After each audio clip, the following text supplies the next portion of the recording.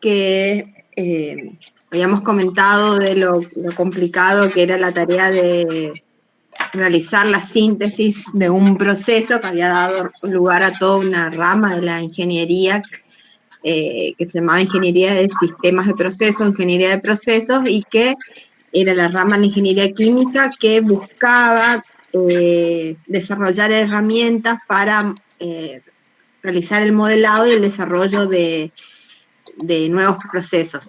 Y hablábamos de que existía un ciclo, unas etapas que se debían cumplir, que eran la de síntesis, análisis y la de evaluación del diseño del proceso que se había diseñado, del control de la operación. O sea, siempre se van a cumplir estas 3 etapas. A ver, esperen que tengo que dar acceso a alguien más, parece. Ahí está. Bueno. Me perdí. Bueno. Ahí está. Bueno. Ahí están viendo, ¿no es cierto?, como pantalla completa el PowerPoint. Sí, sí, profe. Sí, profe. Sí, profe, se ve. Bueno. Entonces, ¿cuáles eran las actividades que eran inherentes a la ingeniería de procesos? Primero, si queríamos diseñar un proceso, teníamos que decidir cuáles eran las unidades, los equipos o las operaciones unitarias que tenían que ser necesarias para transformar esa materia prima. Tienen que... Siento que hay alguien que quiere entrar, pero no lo puedo hacer con la pantalla completa. No. Ay. Bueno, entonces primero tengo que decidir cuáles son las operaciones involucradas. Luego, una vez que decidí a qué operaciones tenían que estar involucradas, hay que decidir cómo hay que interconectar esas operaciones entre sí. Y luego ya definir qué capacidad o qué condiciones tienen, en qué condiciones deben operar esos distintos equipos u operaciones unitarias. Entonces, básicamente la tarea de síntesis consistía en diseñar lo que pasaba en esa caja negra, digamos, para que una alimentación dada se convierta en el producto que deseamos. Entonces, la síntesis era definir todas esas etapas que hablamos. Y habíamos hablado de que al ser tan complejo, se habían sugerido algoritmos, técnicas para, primero, ver por dónde se empieza a encarar ese problema y que todas las técnicas, digamos,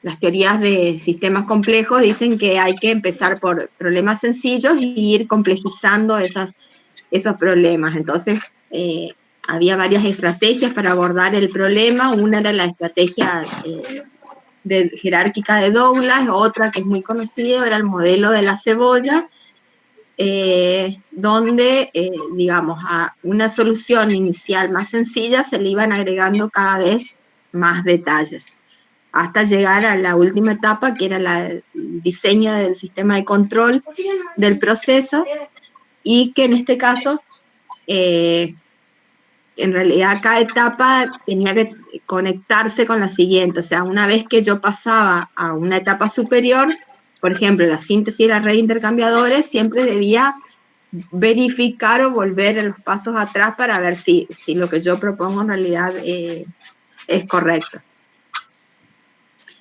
Bueno, y les había dicho que en realidad para cada una de esas etapas o para cada una de estas capas de la cebolla, a su vez, al ser problemas tan complejos, existían algoritmos que se habían propuesto para abordar cada una de estas etapas. Y que, por ejemplo, para el sistema de síntesis, el diseño de los sistemas de separación, había muchos algoritmos que generalmente eran heurísticos, o sea, que habían surgido de la experiencia,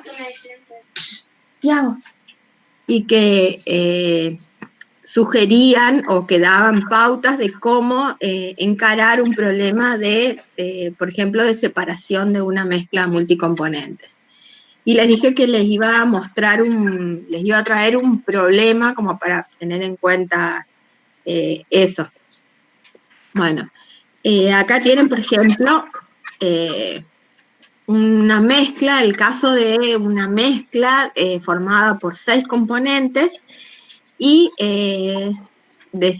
tengo que estimar cuál es la mejor forma de hacer la separación de estos productos. Bueno, dijimos que en realidad era un problema sumamente complejo por la cantidad de alternativas que podía tener y que no puedo hacer el diseño de las columnas de todas esas alternativas para ver cuál era la opción más óptima desde el punto de vista económico. Entonces, para eso había algoritmos que me ayudaban a reducir la cantidad de alternativas y quedarme, por ejemplo, con una o dos, digamos, y a partir de esos recién hacer todos los cálculos y ver cuál es la que mejor me conviene o quedarme con la que me dice el algoritmo. Por ejemplo, en este caso, que tengo un sistema con 6 componentes, ¿cuántas alternativas posibles de separación existirían? Para eso les había mostrado que la cantidad de secuencias diferentes en la que puedo plantear la separación de una mezcla estaba dada por esta formulita, que era 2 por n a la menos 1 factorial sobre n factorial por n menos 1 factorial. Entonces, considerando que yo tengo 6 componentes, ¿cómo me quedaría la ecuación? De esta manera. ¿Y qué cantidad de secuencias posibles, o sea, cuántas formas diferentes de separar esta mezcla tengo de acuerdo a esta formulita? ¿Alguien tiene calculadora a mano? 42. ¿Cuántas? 42 me da a mí. 42. Exactamente. O sea, tengo 42 formas diferentes de plantear la separación y a su vez, como tengo 6 componentes, en cada una de esas formas diferentes hay mínimo 4 o 5 columnas de destilación. O sea, imagínense la cantidad de cálculos que debería hacer si tuviera que hacer el diseño de cada una de esas opciones para decidir cuál es la mejor. Entonces, para eso se habían propuesto muchas reglas heurísticas que por lo general básicamente no se diferencian mucho unas de otras, de las que pueden encontrar en un libro o en el otro, sino que a veces por ahí cambia el orden de alguna, pero no afecta mucho el resultado final.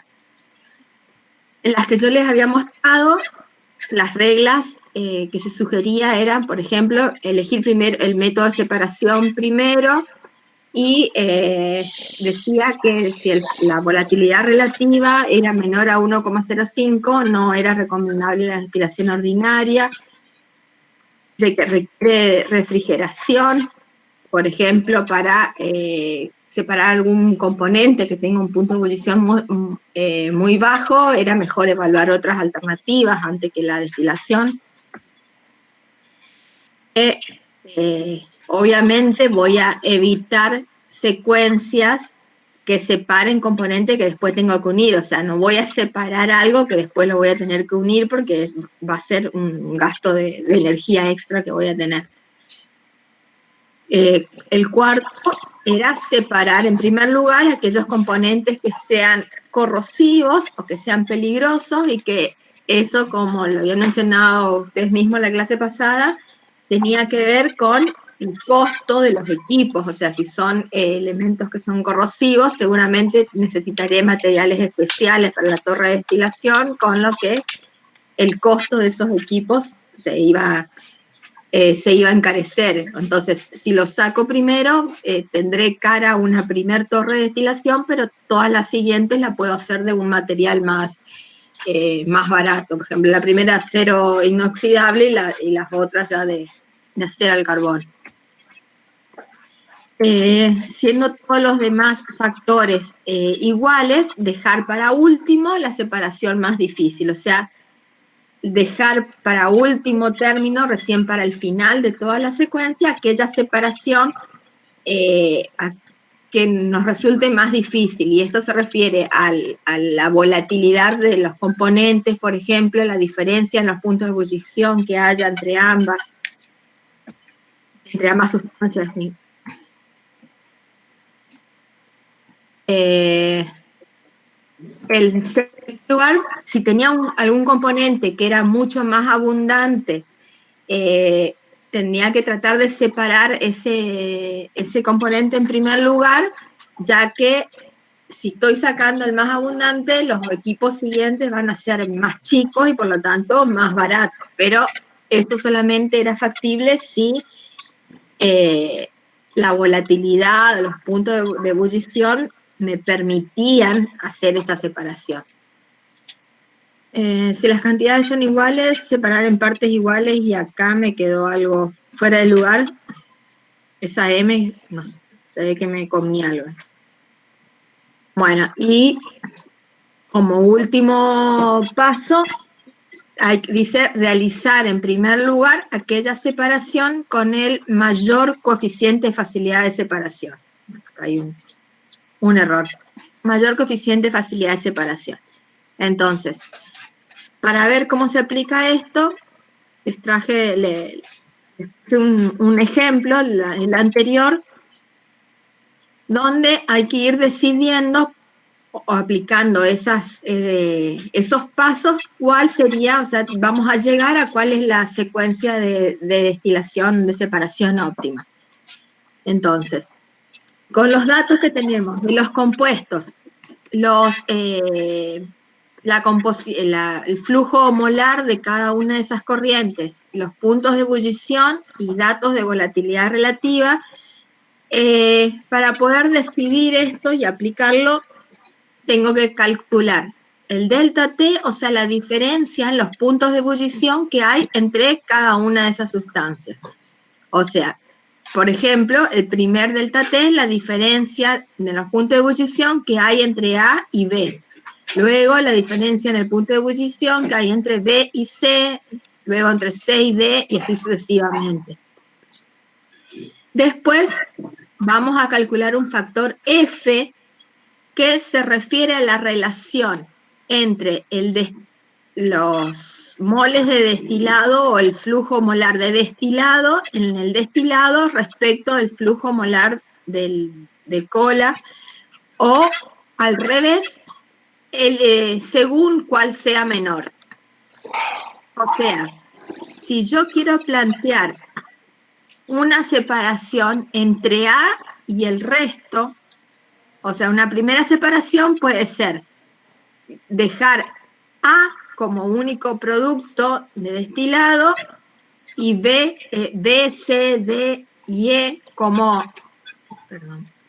el producto del fondo de la columna.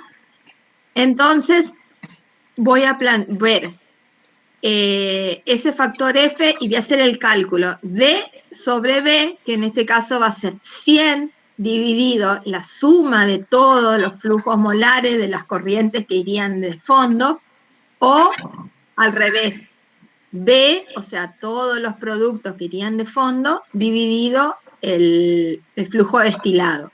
Y elijo el que sea menor. En este caso, obviamente, el menor va a ser D sobre B. Entonces, hago el cálculo. Y luego calculo un coeficiente de facilidad de separación que está dado por ese factor F por la diferencia entre las temperaturas de ebullición. ¿Se entienden? Entonces, Les dejo, a ver, vayan calculando y me van diciendo los valores y vamos completando. ¿Les parece? O sea, primero el delta T. Voy a salir acá, entonces puedo ir completando. El delta T entre A y B sería el primero. 0.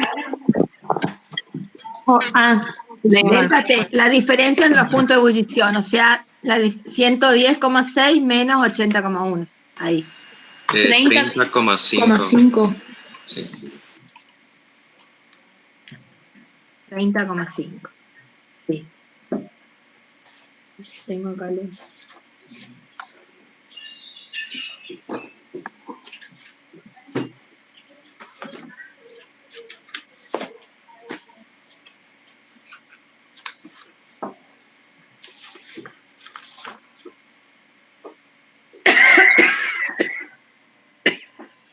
Después, entre B y C, sería el que va acá.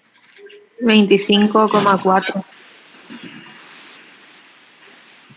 25,4.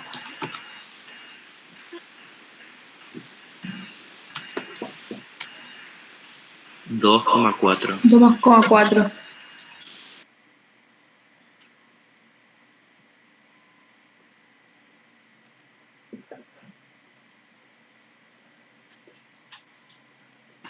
0,6.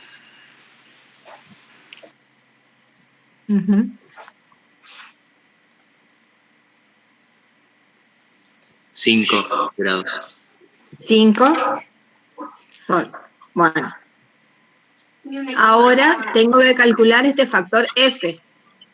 Acuérdense que es B sobre D o D sobre B, siempre el menor.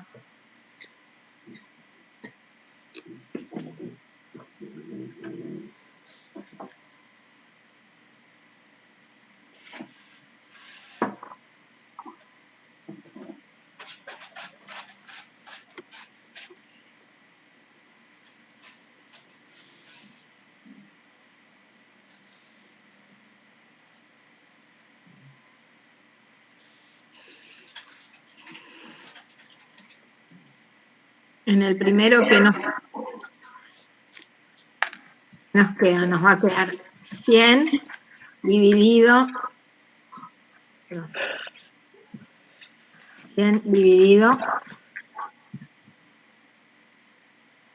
100 más 800.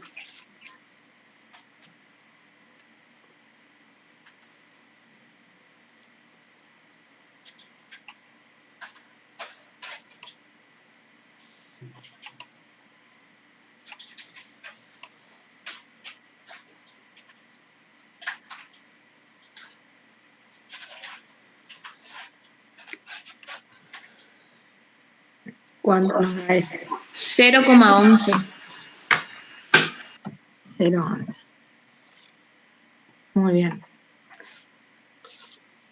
Y para los otros, en este caso, supongo que quiero dividir B de A y B de todo el resto. Entonces, D es 100 más 100 y por el fondo saldría todo lo otro. ¿Se entiende?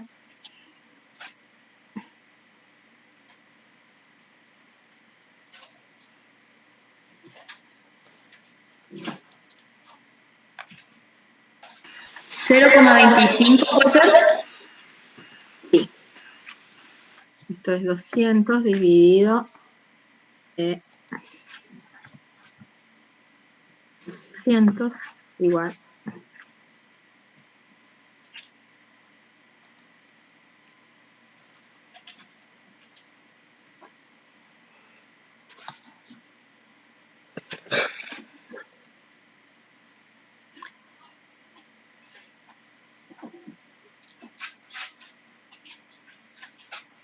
En el próximo supongo que la separación es A, B, C, D, D, E y F.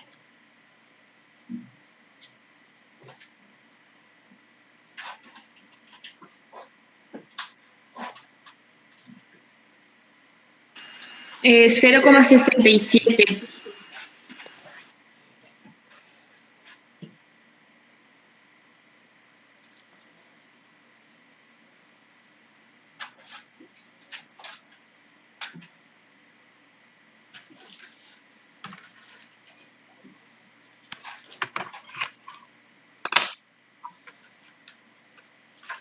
Profe, ahí elijo reales, o sea, pondría arriba 400 de los que quedan y 600 abajo de los que se paran, ¿no es cierto? Exacto. Ahí sería al revés, sería B sobre D. Claro, ahí volvería a ser 0,67 entonces.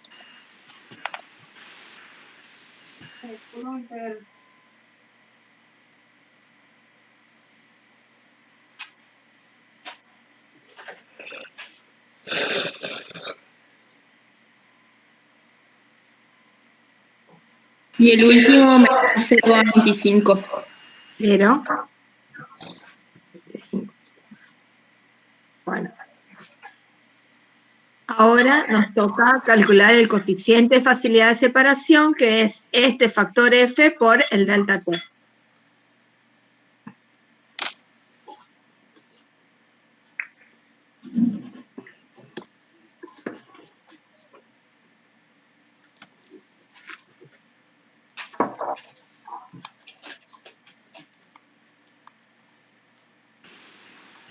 $3,3839.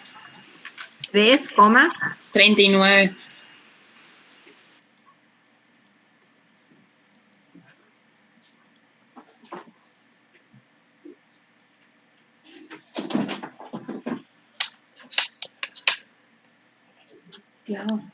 Tiago.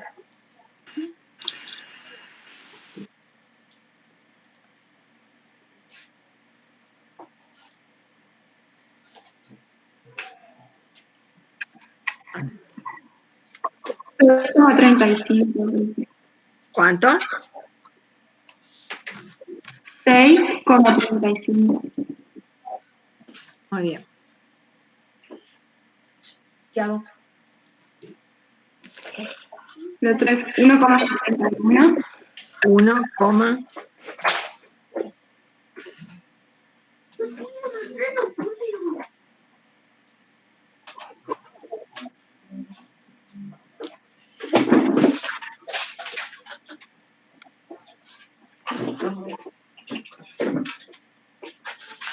0,40. 0,40. Sí. Y Y 1,25.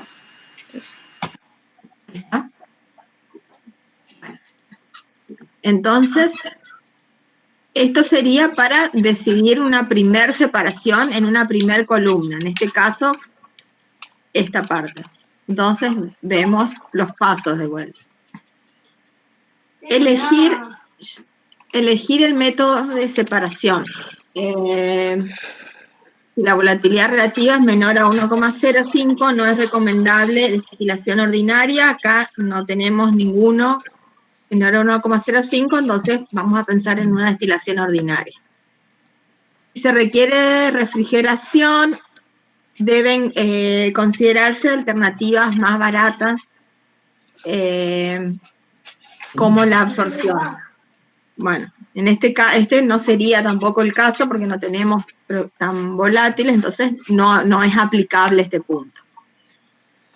Es evitar secuencias que separan componentes que luego deberán unirse. Acá no tenemos algún requerimiento de que se deba mantener juntos dos, por lo tanto, esta etapa tampoco sería aplicable.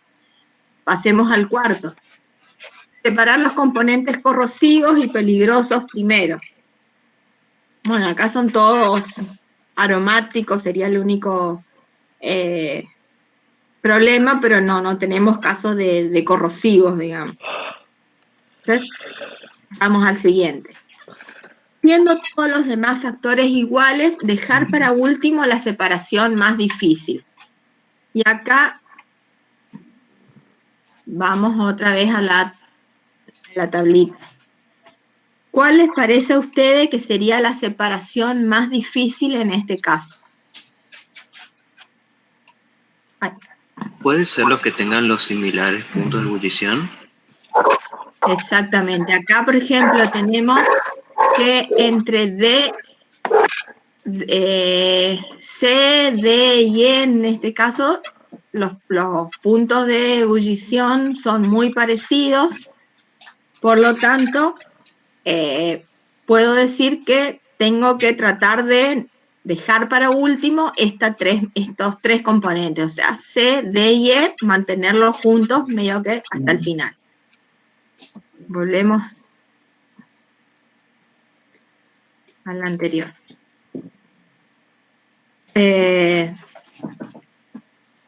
Tratar de separar los componentes más abundantes primero, pero solo si el factor de separación o las volatilidades relativas son razonables para esto. Acá no es que tenemos un componente que sea mucho más abundante que el otro, o sea, hay varios abundantes, entonces tampoco podemos guiarnos por ese paso. Y en el 7 dice realizar primero aquella separación con el mayor coeficiente de facilidad de separación. Si vemos la tabla, la que tiene el mayor coeficiente de separación, ¿quién sería? O sea, ¿dónde es más fácil realizar la mezcla? Me está indicando la separación entre A y B. Me está indicando la separación entre B y C. Y así, entre C y D. ¿Dónde debería ser el corte? Entre B y C. El tolueno y el etilbenceno. Entre B y C. Entonces, en un primer momento, yo voy a dejar A y B por un lado, y por otro voy a mantener, porque también tenía que dejar unido hasta el final, C, D, E y F. ¿no? Entonces ahí tengo ya una primera separación. Ahora se supone que después en otra voy a tener otra columna donde voy a separar A y B, pero todavía me va a faltar decidir cómo separo estos cuatro componentes, C, D, E y F. Entonces, armo una segunda tabla. En este caso, A y B ya los tengo por su lado. Hice la mezcla, o sea, A y B ya tengo juntos y tengo que decidir ahora cómo separo los otros componentes. Entonces, tengo que calcular delta de T para 6D, DE, EF. ¿Se entiende eso? O sea, acá tengo A y B y ahora tengo que decidir cómo separo estos. Entonces, tengo que calcular lo mismo, los delta de T entre 6D, D y F, que eran 2,4. Bien. 0,6 y el otro era 5.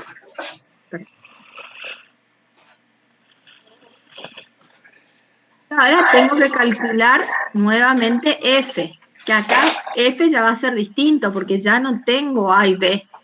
Entonces, tengo que determinar ese factor F solamente para esta mezcla de 4, C, D, E y F. ¿Cómo me quedaría eso entonces? Sería 200 sobre 600. Exacto, ahí sí.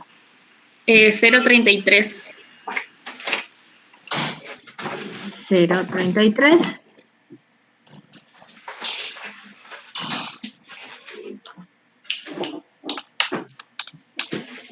Profe, una consulta. Sí. ¿El F no se considera?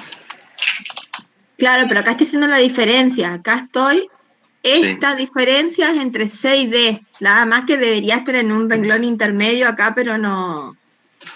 Para no poner otro renglón intermedio. Esto es entre C y D. Esta es entre D y E. Y esta última es entre E y F. Claro, sí, pregunto por el factor. Porque vio que tenemos 200 de C, Sí. dividido sería todo lo de la suma de los demás.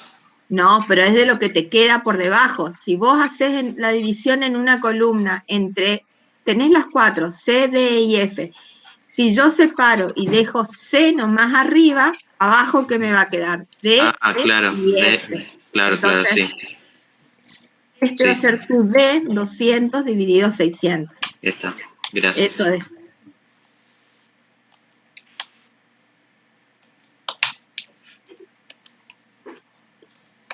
Bueno, entonces, si separo C, dejo D, E y F, el factor es 0,33.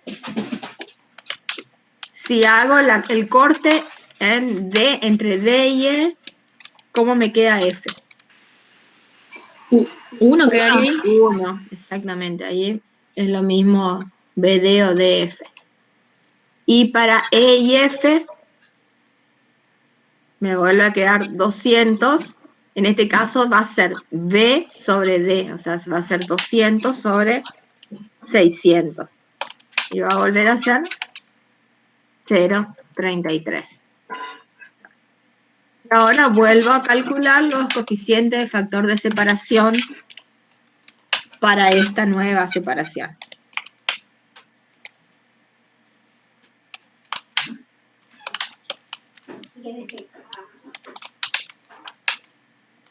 $0,8. 0,8. Pero también tenemos la otra opción, que vaya con notar y eso. Vaya con notar. 1,65. 1,65. Bueno, entonces ahora vuelvo a leer los pasos. Primero, los métodos, destilación ya tenemos, refrigeración sabemos que no quiere ninguno, evitar secuencias que separen componentes que luego se tienen que unir, no es aplicable, hay componentes corrosivos tampoco, dejar para último la separación más difícil. En este caso, la separación más difícil sigue siendo C, D y C y D. C, D y E, mejor dicho, por los delta T. ¿Se ve eso? Porque son los que tienen los puntos de ebullición más próximos. Entonces, debería tratar de no separarlos tan pronto, sino que dejarlos hasta el final. Entonces, si tengo que mantener ahí, ya tengo la separación. Sé que tengo que mantener C, D y E y separar B.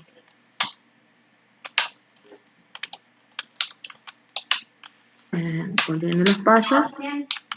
Y separar el componente más abundante. Acá no era muy aplicable. Y séptimo paso, realizar primero aquella separación con el mayor coeficiente de facilidad de separación. Y si vemos la tabla, el mayor coeficiente de facilidad de separación es E y F, que coincide con lo que habíamos dicho anteriormente, que tenemos que tratar de mantener juntos C, D y E. Entonces, aquí tendríamos F. ¿Se ve hasta ahí? ¿Se entiende hasta ahí? ¿Cómo vamos separando? Estos dos últimos pasos. Ahora nos quedaría entonces decidir cómo vamos a separar estos tres, porque podríamos separar C por la cabeza, como destilado, y dejar en el fondo, por el fondo D y E, o podríamos separar C y D en el destilado y E como el fondo de la columna. Entonces, tenemos que hacer una tercera evaluación, que es para ver cómo separamos C, D y E.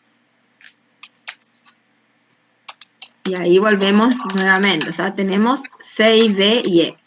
la diferencia en puntos de ebullición entre C y D era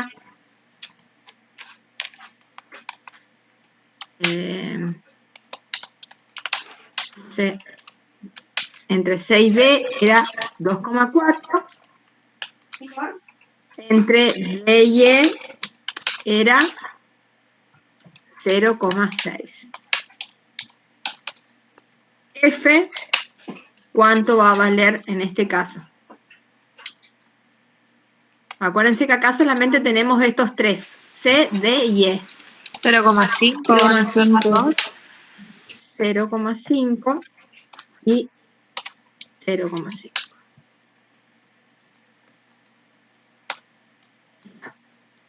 Bueno, entonces el coeficiente de facilidad de separación, ¿cuánto nos da?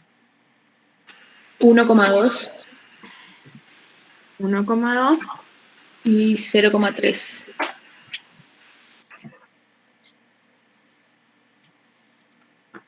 Entonces, si teníamos todos los pasos que no eran aplicables, decíamos dejar para último aquella separación que era más difícil. En este caso, ¿cuál les parece que es la separación más difícil? C de D y E, C, D y separar E. D y E. D y E va a ser lo más difícil. D y E porque tengo el menor delta T. Entonces, tengo que tratar de mantener unidos hasta el final D y E. Y por otra parte, si separo primero aquella que tiene el mayor coeficiente de facilidad de separación, es el 1,2, entonces me está indicando que que el corte lo tengo que hacer entre C respecto de D y E. Bueno, entonces, teniendo en cuenta todo eso, en definitiva, la separación óptima nos queda de la siguiente manera. Y así llegamos a una forma de separar, y recién teniendo este diseño puedo llegar quizás a diseñar las columnas y hacer un cálculo económico más certero. Bueno, esta por un lado le quería mostrar cómo se aplican esas reglas heurísticas. Y vamos a volver entonces a la capa de la cebolla. Habíamos visto que esas reglas heurísticas eran para poder resolver esta capa de la cebolla, que era la síntesis del sistema de separación, y que luego venía la síntesis de la red de intercambiadores, que para atender a esta etapa de la capa de cebollas era que se había diseñado, tiene gran repercusión el método pinch o del punto de pliegue.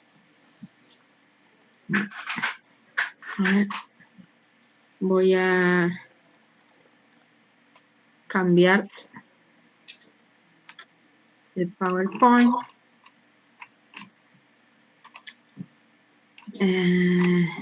Vamos a ver un poco dónde habíamos quedado.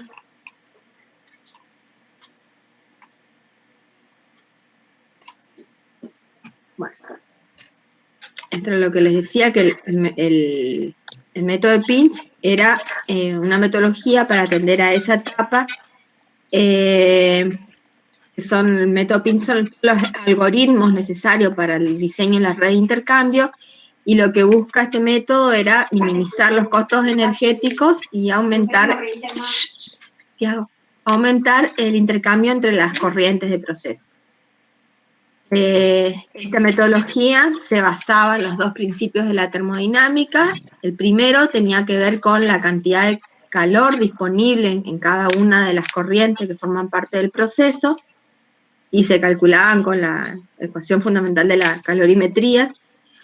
Y la segunda tenía que ver con el flujo del calor, y era que no no todas las corrientes pueden intercambiar calor entre sí, solo porque una tenga energía que quiera perder y otra que necesite, sino que siempre la de mayor energía, la que va a ceder energía, tenía que estar a una temperatura superior de la corriente que va a aceptar esa energía disponible. Bueno, entonces esta metodología lo que nos permite era diseñar una red de intercambio que tenga la mínima área de transferencia, mínimo número de intercambiadores, y con eso logramos el máximo intercambio entre calor o el uso óptimo de los servicios auxiliares. También había otros objetivos que se cumplían indirectamente, como la reducción de las emisiones contaminantes. O sea, si yo necesito menos vapor en el proceso, por ejemplo, menos servicios auxiliares como forma de vapor, voy a tener menos combustión, por lo tanto voy a tener menos gases de combustión que emito a la atmósfera. También, si necesito menos agua como servicio de refrigeración, también estoy optimizando el uso del agua, y también puedo hacer todo un mejoramiento de la producción. De hecho, por ejemplo, toda esta tecnología de pinch se aplicó mucho en las refinerías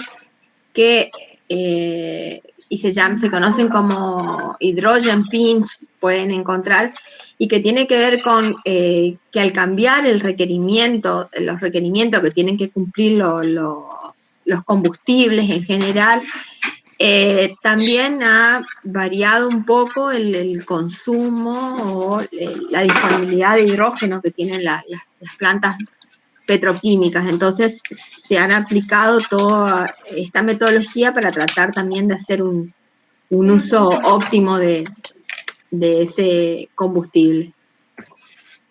Bueno, están ejemplos de aplicaciones.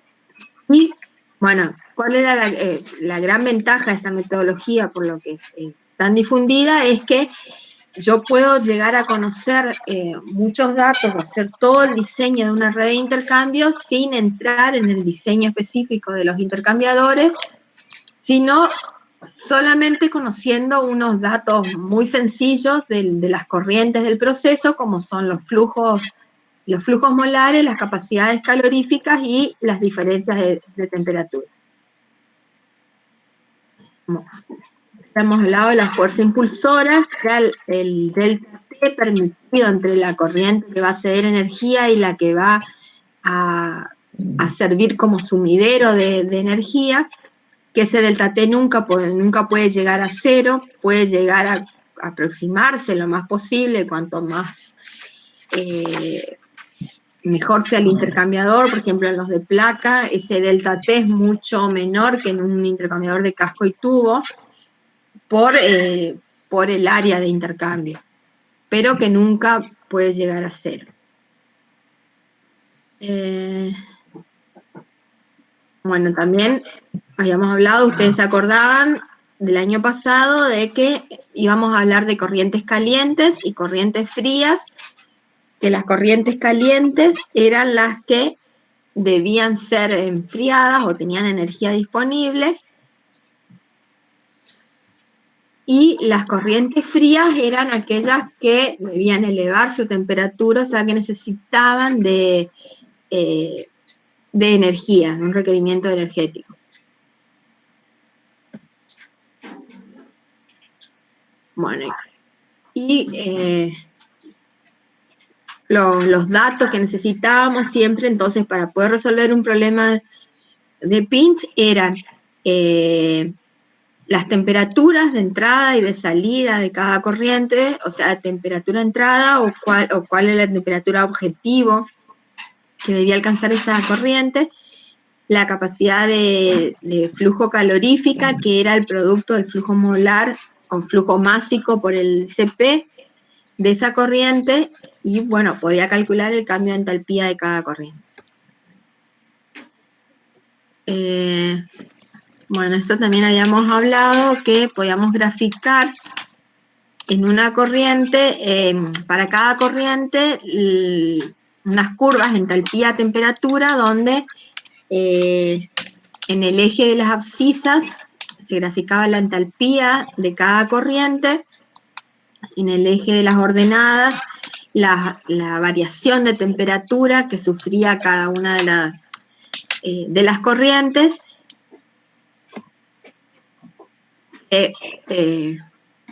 Bueno, en un proceso, una solución poco práctica sería utilizar un servicio auxiliar para enfriar una corriente caliente y un servicio de calefacción, por ejemplo vapor, para elevar la temperatura de la corriente fría, pero que en lugar de hacer eso, yo puedo hacer un intercambio entre esas dos corrientes, logrando un aprovechamiento de energía y disminuyendo ese servicio de calefacción y ese servicio de enfriamiento.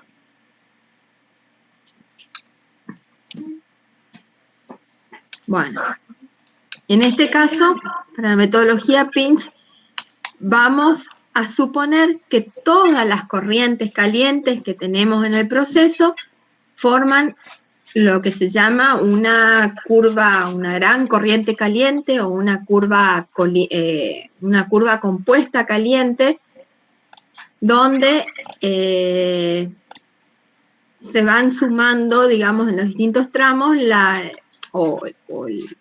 cantidad de corrientes que aparecen en cada tramo de temperatura. Me va a estar indicada por la variación en las pendientes de esa recta entalpía de temperatura.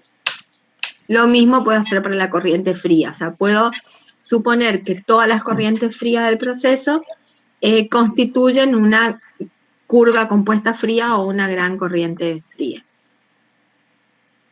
Bueno, y en ese gráfico entalpía-temperatura, yo puedo determinar cuál es el servicio de refrigeración requerido, cuál es la cantidad total de energía que se intercambia entre corrientes del proceso, cuál es el servicio de calefacción que requiere mi proceso y que la máxima, el punto de máximo acercamiento entre las curvas, que va a ser siempre el delta T que yo fijé, me va a determinar el punto de pinch, que ese punto de pinch lo que hace es dividir al proceso en dos partes, una fuente de calor y fuente de energía y un sumidero de calor.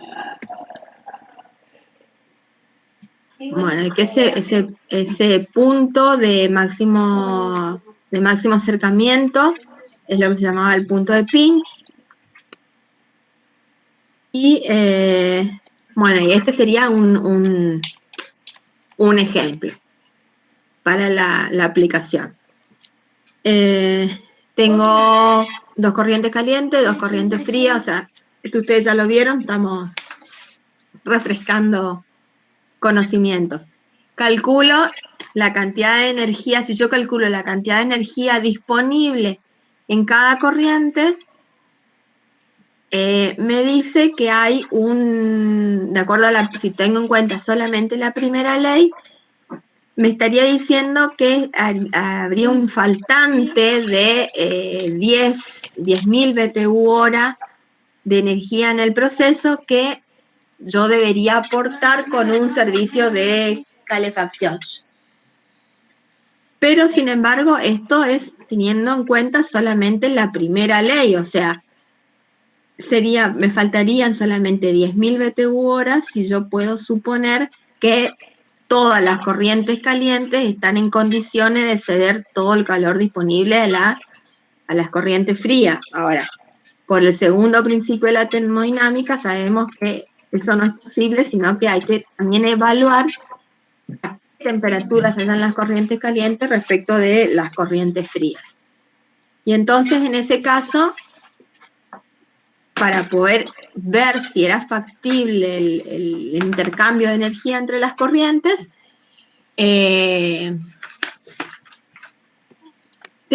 una de las formas es realizar un gráfico de intervalos de temperatura. esta es una de las maneras. Existe otra, digamos. Una de las maneras es realizar, para poder hacer este diagrama, realizar dos escalas de temperatura, una para las corrientes calientes y otra para las corrientes frías. Esas escalas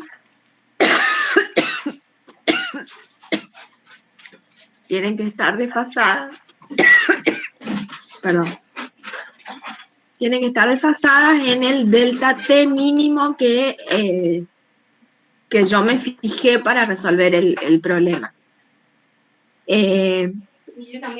Existe otra forma que es restar a las temperaturas la mitad de ese delta T, restarle a las corrientes calientes y sumarle a las corrientes frías la mitad de ese delta T.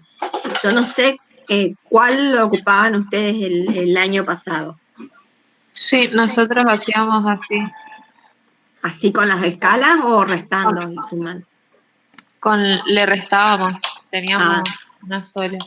Y después le teníamos que volver a los que les restamos, volverla a sumar, y a los que les sumamos, volverla a restar. Bueno, sí tengo. Bueno, una de las formas que a mí particularmente me parece más sencilla, pero si ustedes se acostumbraron o aprendieron otra metodología, no hay problema, digamos, es desfasar las dos escalas, hacer dos escalas y desfasarlas con ese delta T.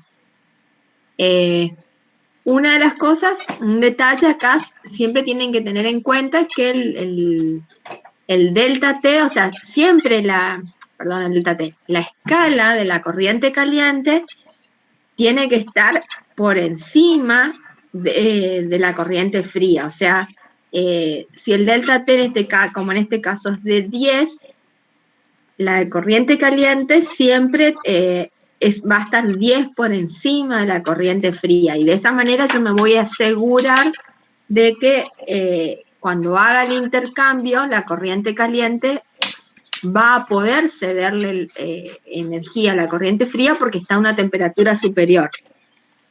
Digo esto, parece obvio, porque en los parciales, en varios parciales, he visto que se han confundido, quizás por nervios o porque no estudiaron bien para ese momento, pero a veces hacen mal, digamos, hacen la escala para la corriente caliente, los 10 grados debajo de la corriente fría, y obviamente da todo mal el problema. Entonces, voy a graficar del lado, una de las formas es hacer las dos escalas y graficar del lado izquierdo a las corrientes calientes. En este caso del problema, los datos son de 250 a ver, vamos a volver atrás, perdón. De 250 a 120, de 200 a 100, de 90 a 150 y 130 a 190. Entonces, dibujo de un lado las corrientes calientes, del otro extremo las corrientes frías, y luego marco los intervalos. ¿Cómo marco intervalos? Entre un intervalo va a comenzar y va a acabar cada vez que aparezca o desaparezca una de las corrientes que dibujé.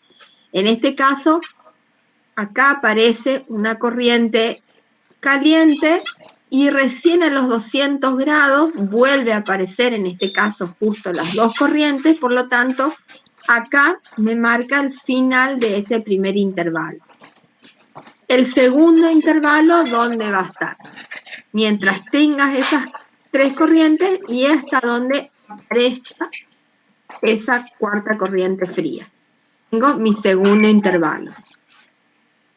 En este caso, voy a tener el tercer intervalo, el cuarto, el quinto. O sea, siempre que aparezca o desaparezca una corriente, me estaba indicando el final o el comienzo de un nuevo intervalo. Luego, ¿qué hacía? para cada uno de esos intervalos tengo que calcular la cantidad de energía disponible, o sea, hacer un balance de energía en cada intervalo. Y para cada intervalo, el balance lo voy a hacer como la cantidad de energía disponible en las corrientes calientes menos la cantidad de energía disponible en las corrientes frías.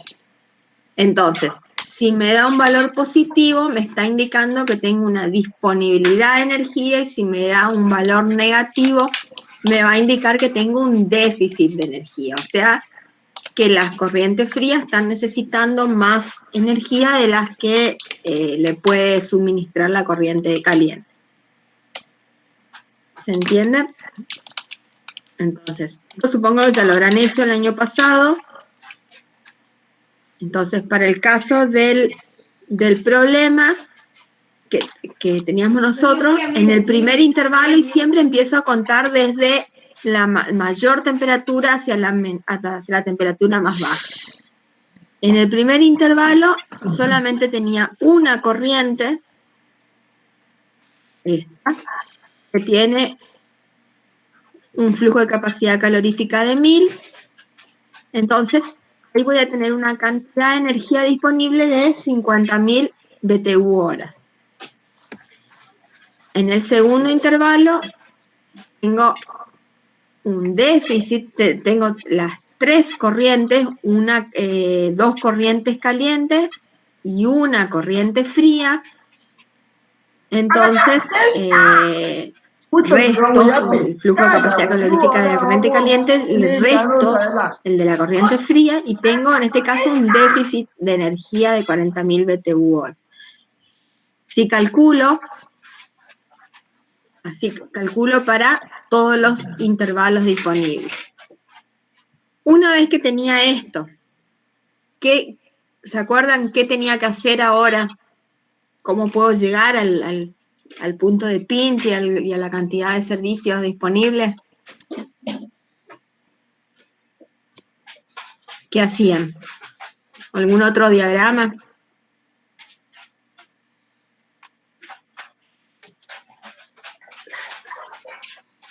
¿Se acuerdan o no?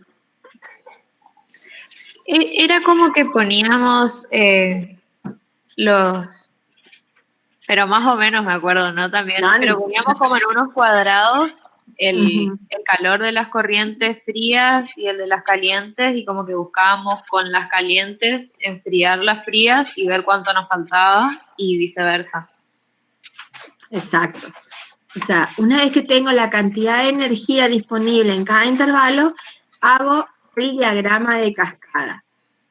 Entonces, represento en bloques, como ustedes decían recién, la cantidad de energía disponible en cada intervalo, y como el intervalo 1 está a mayor temperatura que el intervalo 2 y el que el 3 y así sucesivamente, yo puedo suponer que voy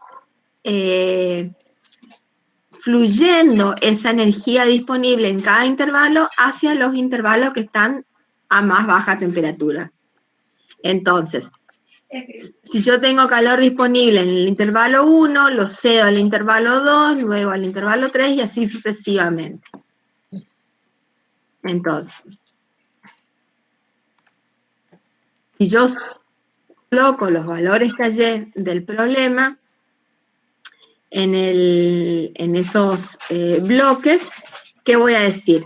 Que en el primer intervalo tengo un exceso de energía de 50.000 BTU horas, por lo tanto lo puedo ceder al intervalo que está a menor temperatura. El intervalo de 2 necesita 40.000 BTU horas, por lo tanto, una vez que se ocupe estos 50.000, todavía voy a tener una disponibilidad de energía de 10.000 BTU horas.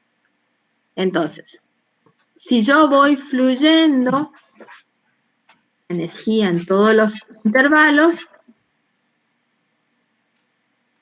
voy a obtener estos valores. ¿Qué significa? Que acá, como acá tenía solamente 10 disponible y acá tenía un déficit de 80, acá voy a tener un déficit de 70.000 BTU horas y así sucesivamente. Acá tengo un valor positivo de 40, un valor negativo de 30.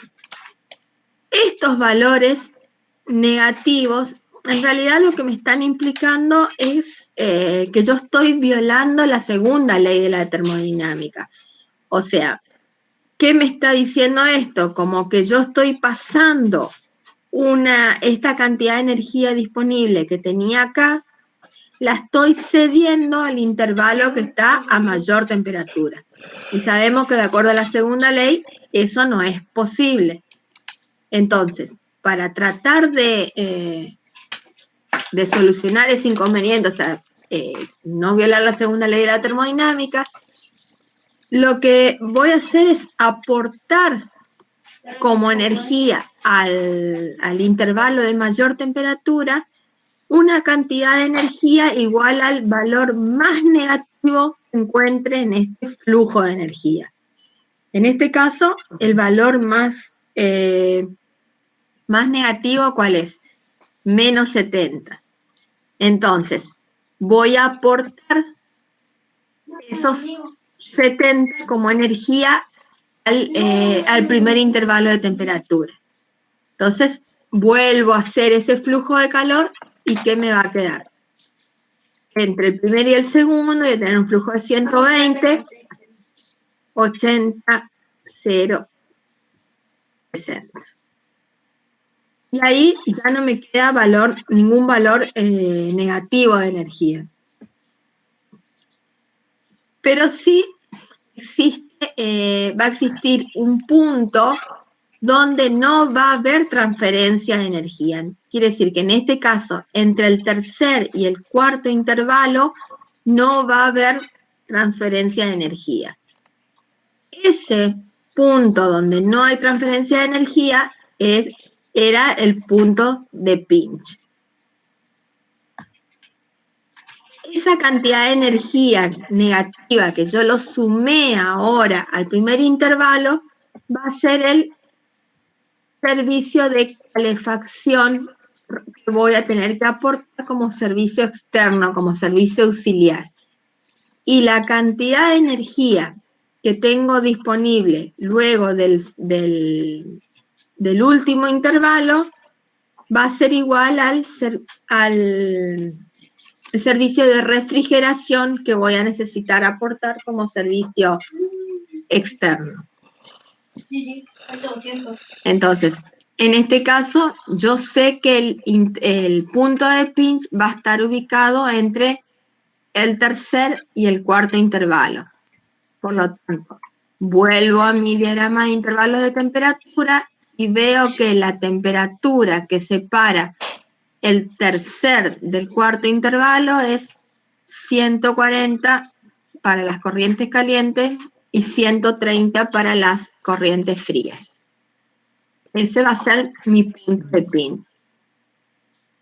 Entonces, hasta ahora que pude determinar que la temperatura de pinch es 140 para las corrientes calientes, 130 para las corrientes frías. Ese delta de T, si yo me fijé en 10 grados, siempre tiene que ser en 10 grados. También lo puedo informar como el valor medio, o sea, puedo decir que el punto de pinch es 135 grados. La cantidad de energía que voy a tener que aportar como servicio de calefacción es igual a 70.000 BTU hora, como servicio de refrigeración es 60.000 BTU horas. Y bueno, y en el diagrama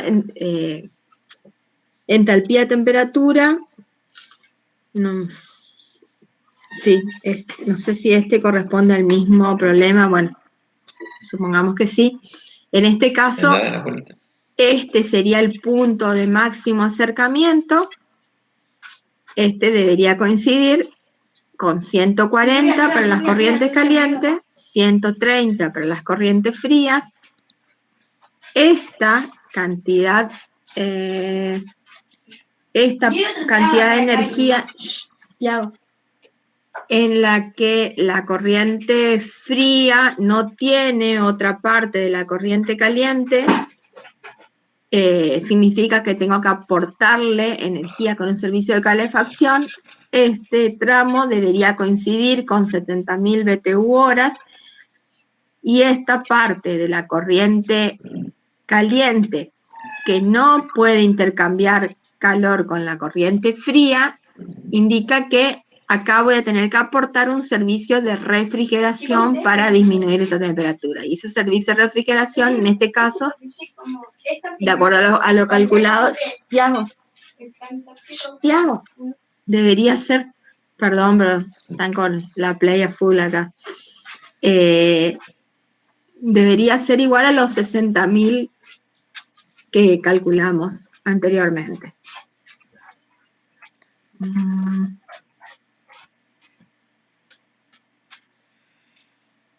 Bueno,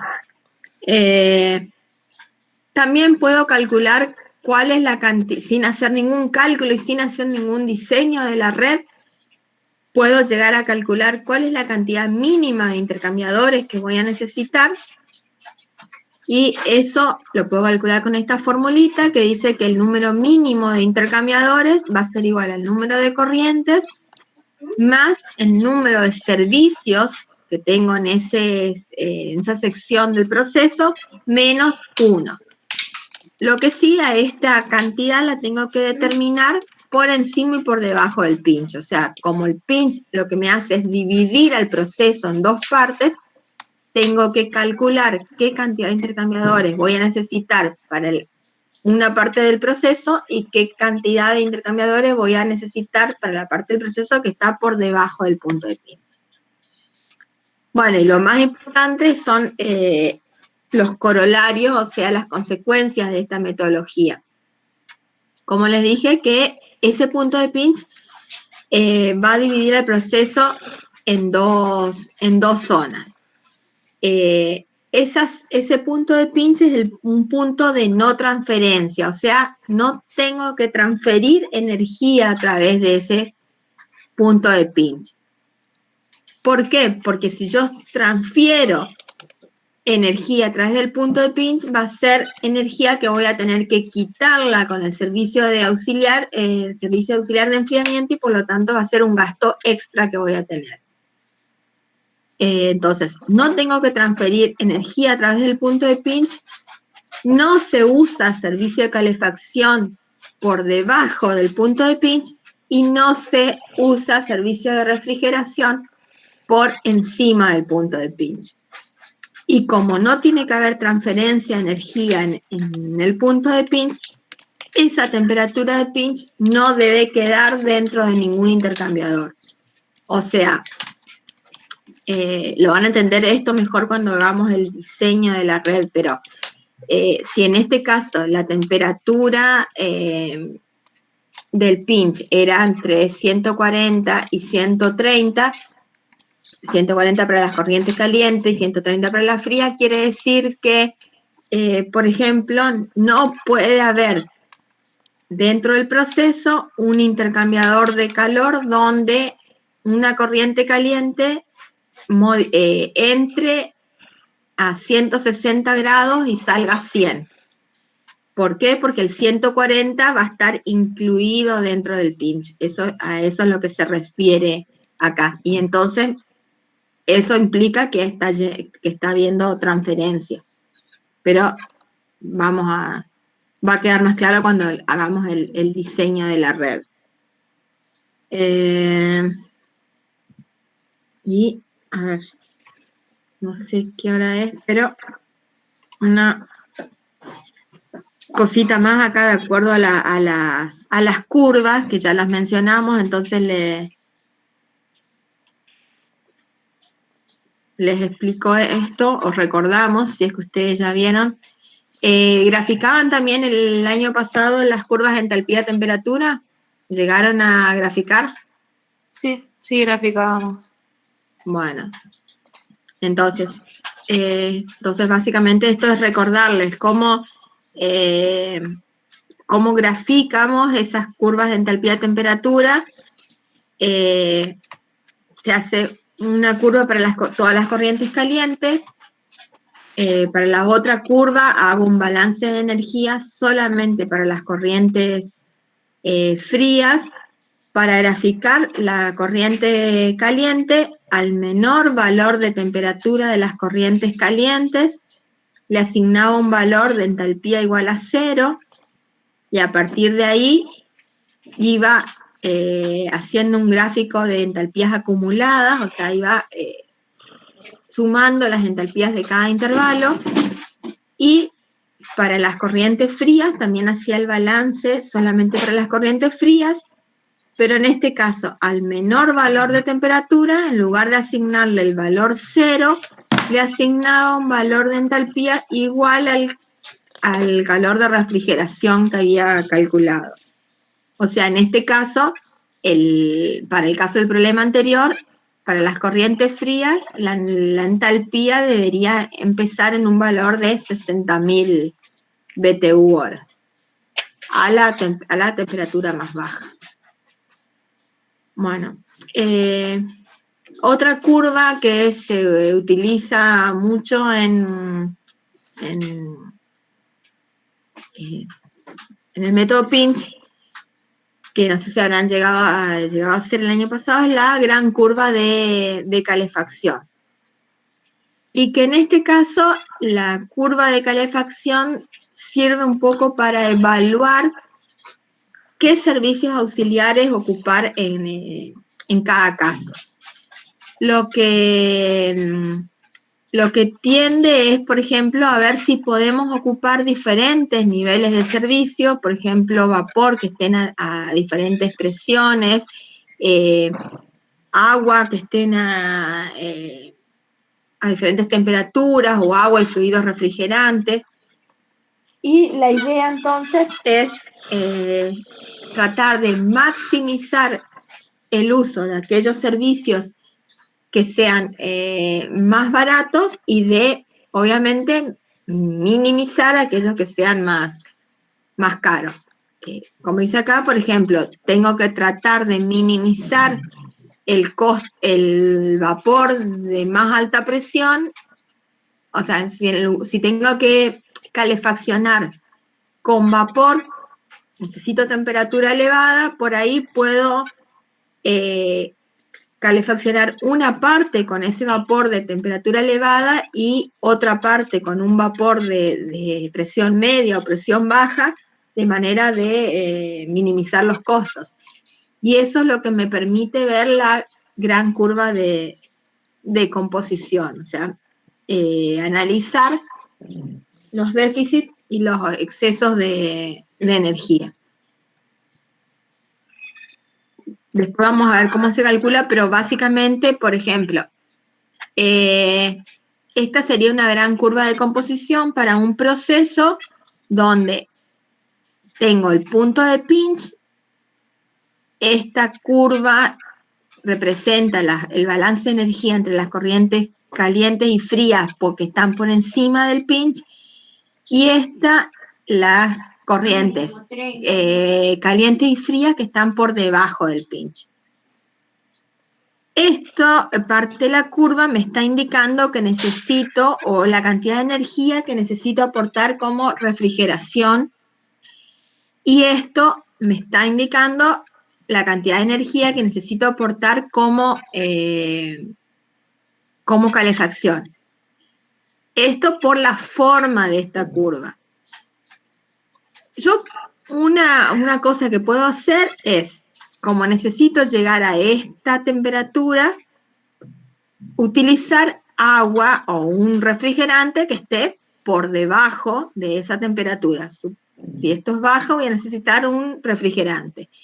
Y como tengo que lograr calefaccionar hasta esta temperatura tan elevada, voy a necesitar un vapor que esté por encima de esta temperatura, y por lo tanto seguramente un vapor de alta presión.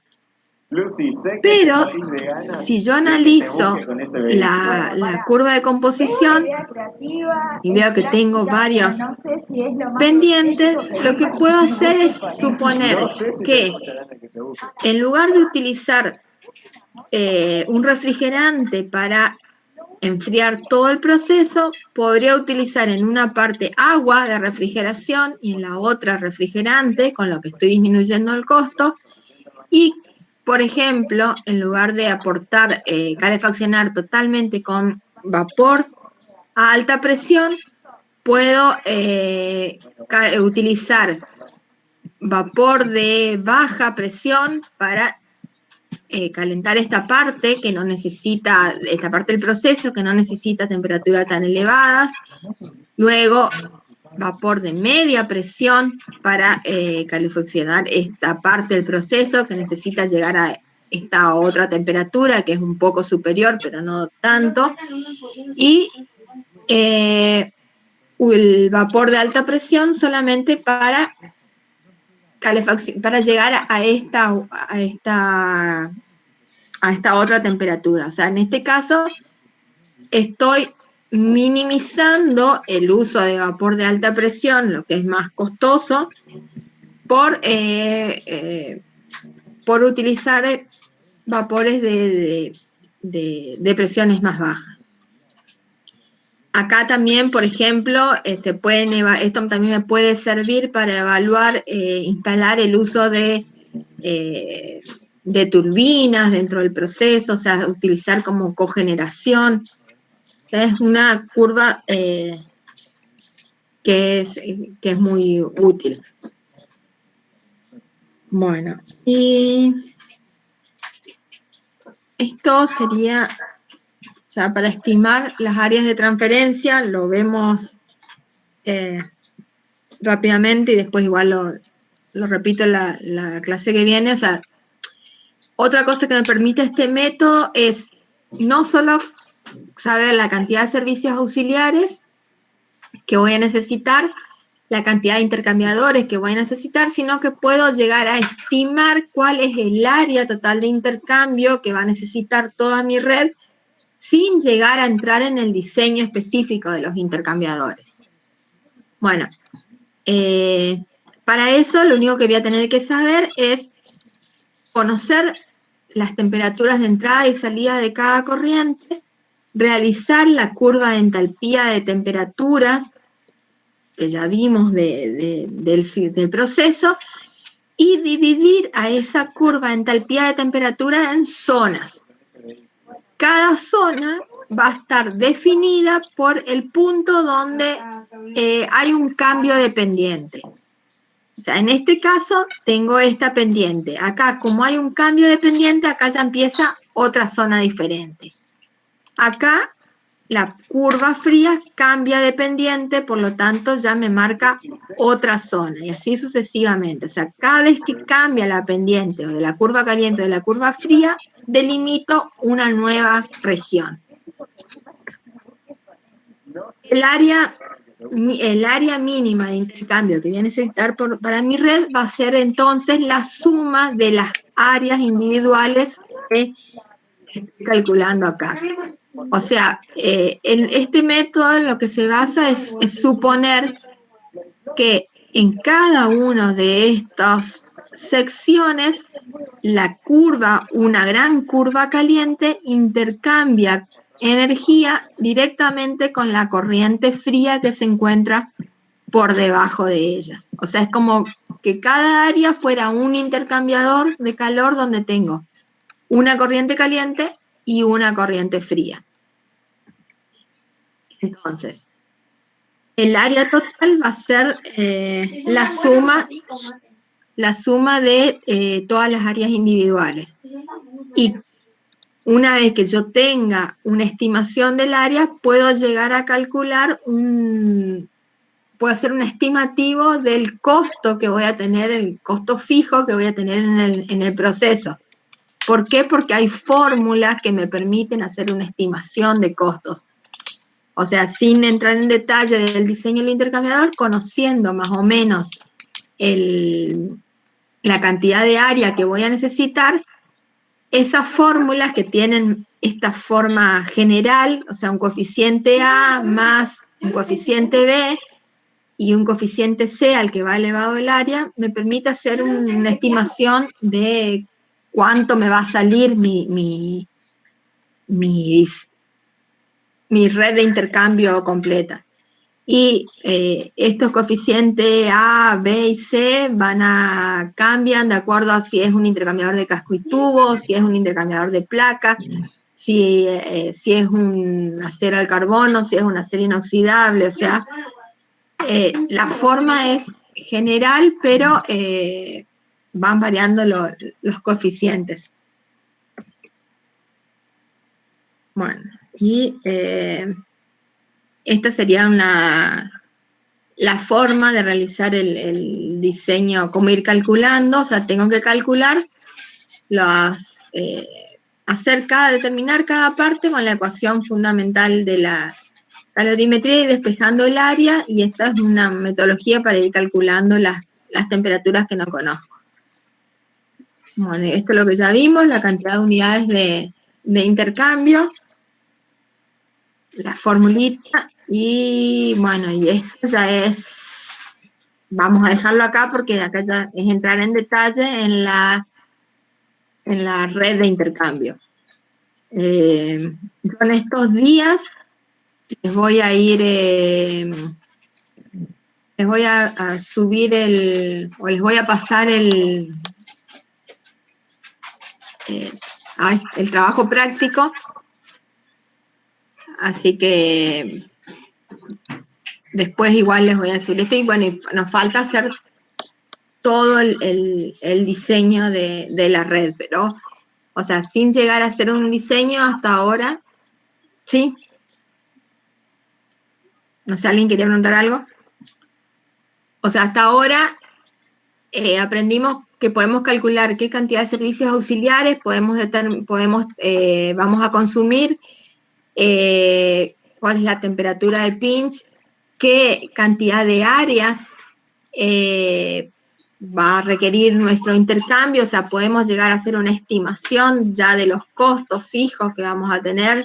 Como sabemos, los servicios auxiliares también se puede hacer una estimación de los costos operativos, los costos de energía, y todavía todo eso lo podemos hacer sin haber entrado en el diseño de la red, o sea, en decir quién intercambia energía con qué corriente. O sea, esa es la gran ventaja que tiene esta metodología. Bueno, ustedes ya lo vieron, así que no sé si no los aburrí recordando todo esto o si les vino bien recordar un poco. Pero bueno, yo por ahí no veía si alguien quería preguntar algo. Si alguien... No, sí, profe, se entendió. Se entendió bien y además vino bien para refrescar lo que vimos el año pasado en Integración 3. Está. Bueno, después se lo van a ver, ya les voy a alcanzar en estos días el trabajo práctico porque quería modificarlo, así que igual nos falta terminar todavía la parte del diseño en sí. Bueno, ¿alguna duda? Entonces, hasta acá, lo dejamos acá porque si no, la otra parte es más larga los que nos queda. ¿Está? No hay ninguna... No, claro, profe, sí. Bueno, nos vemos, Sí, seguimos profe. la semana que viene entonces. Dale, profe. Buenísimo, profe. Hasta la semana que Dale, viene. profe. Nos vemos. Hasta la semana que viene. Buenas Hasta la noches. semana que viene. Buenas noches, Buenas profes. noches. Chao.